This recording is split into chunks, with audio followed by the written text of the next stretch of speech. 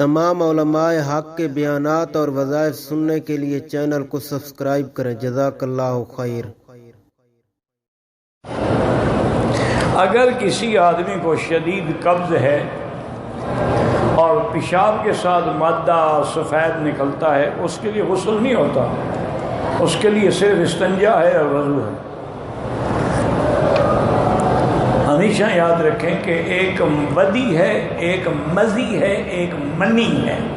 منی جب نکلے تو پھر غسل ہوتا ہے، اور منی کے نکلنے کا معنی یہ ہے کہ شہوت سے نکلے اور ٹپک کے نکلے اور اس کے بعد وہ عضو جو ہے وہ مر جائے، یہ منی۔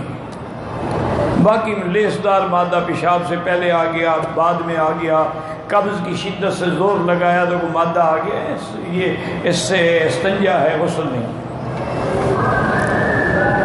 کہتے ہیں جی کہ اور حضرت حوا کو بغیر نکاح کے اللہ نے جنت میں ٹھہرا دیا۔ مولوی صاحب نہیں تھے نا نکاح پڑھنے والے، مولوی صاحب ہوتے تو نکاح پڑھتے، رجسٹر بھی نہیں تھا۔ اور بدبخت جب خدا نے کہہ دیا انت و زوجک، تمہاری بیوی ہے، پھر نکاح کی ضرورت ہے؟ عجیب جاہل آدمی ہے بھائی۔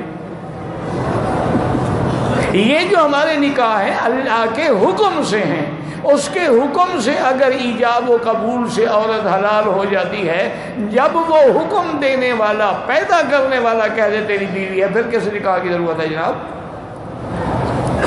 بس بیٹھے ہیں، چلو بھائی مفت کا مولوی ہے، تنگ کر سکتے ہو، کرتے رہو، پوچھتے رہو، وجہ تمہاری ماں کا نکاح نہ ہوا پر تم حلالی ہو؟ نہیں، اگر بیوی حوا کا نکاح تم نہیں مانتے پھر تم کیسے حلالی ہو گئے؟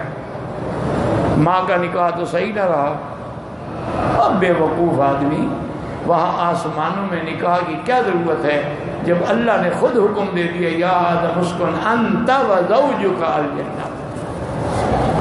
یہی حکمت ہے نا، اللہ نے یہ نہیں کہا انت و حوا، آدم کا اللہ نے نام لیا، حوا کا نام نہیں لیا، زوج تیری بیوی۔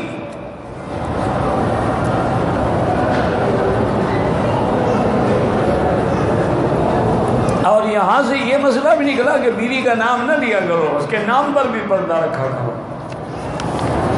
ورنہ تم نام لے لو گے نا تو باقی ہسٹری انشاءاللہ وہ نکلوا لیں گے کمپیوٹر سے۔